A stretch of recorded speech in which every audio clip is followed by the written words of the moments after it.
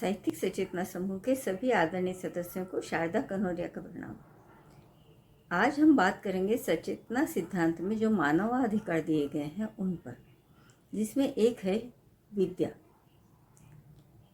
विद्या ददाति विनयम विनयाद् याति पात्रतम पात्रत्वात् धनमाप्नोति धनातं धर्म ततः सुखम। विद्या ददाति विनयम, शिक्षा का पहला पुष्प नम्रता, विनय। यह श्लोक ज्ञान की प्रक्रिया को केवल मानसिक संचय नहीं मानता, बल्कि उसे एक मानवीय परिष्कार के रूप में प्रस्तुत करता है।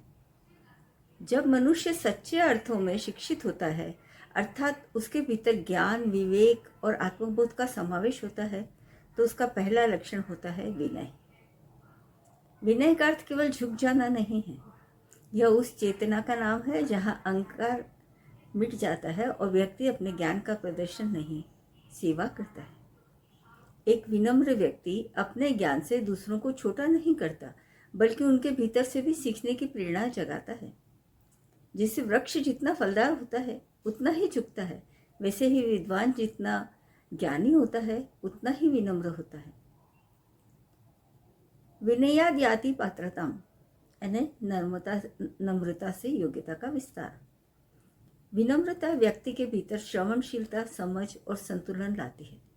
जब अहंकार हारता है तब सीखने के द्वार खुलते हैं। यह स्थिति मनुष्य को पात्र बनाती है, अर्थात वह योग्य होता है किसी भी उत्तरदायित्व को निभाने के लिए। पात्रता केवल डिग्रियों से नहीं आती, वह आती है जब व्यक्ति दूसरों की बात समझे। यह पात्रता ही व्यक्ति को जीवन में मूल्य और सम्मान दिलाती है। पात्रत्वात् धनमाप्नोति, योग्य को ही संपदा का अधिकार। जब कोई पात्र होता है तो धन, संसाधन और अवसर स्वयं उसकी ओर खींचे चले आते हैं। यह धन केवल भौतिक नहीं, बौद्धिक, भावनात्मक और सामाजिक पूंजी भी होती है।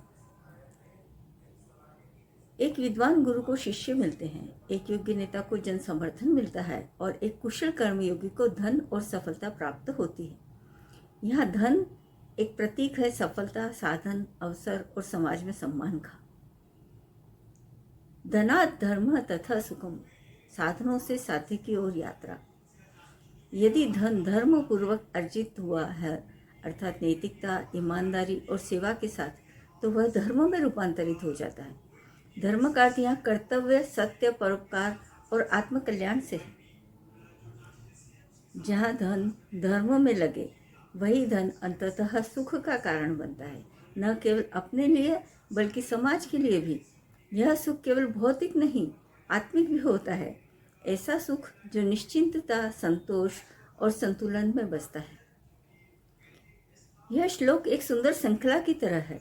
विद्या, विनय, पात्रता, धन, धर्म, सुख, अर्थात ज्ञान से आत्मविकास, फिर समाज हित और अंततः सच्चे सुख की प्राप्ति।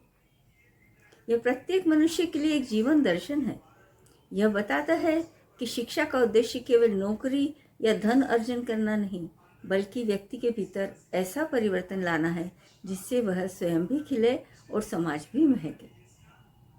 धन्यवाद। अगर आपको मेरा वीडियो पसंद आया हो, लाइक, शेयर, सब्सक्राइब करना ना भूलें।